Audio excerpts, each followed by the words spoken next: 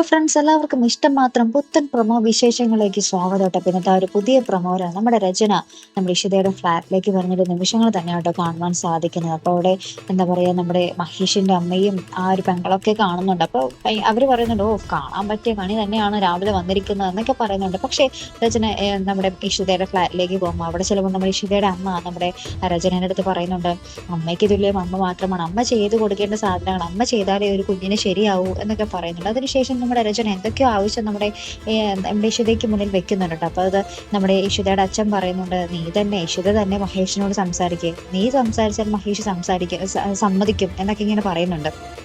അങ്ങനെ നമ്മുടെ ഇഷിത നമ്മുടെ ചിപ്പിമോളെ കൊണ്ട് മഹേഷിനോട് ആ കാര്യം പറയുകയും എന്താ കാര്യമെന്ന് പ്രൊമോയിൽ വ്യക്തമായിട്ട് പറയുന്നില്ല കേട്ടോ.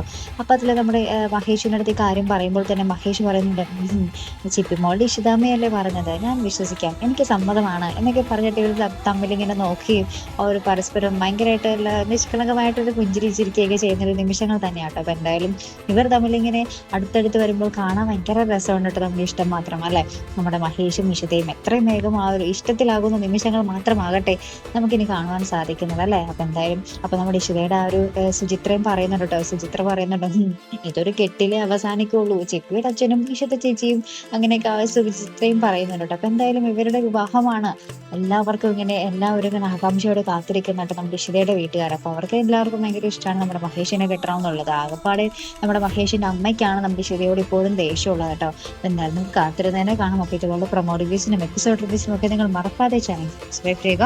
അടുത്തൊരു വീഡിയോയുമായി വരുന്നത് വരയ്ക്കും ഗുഡ് ബൈ.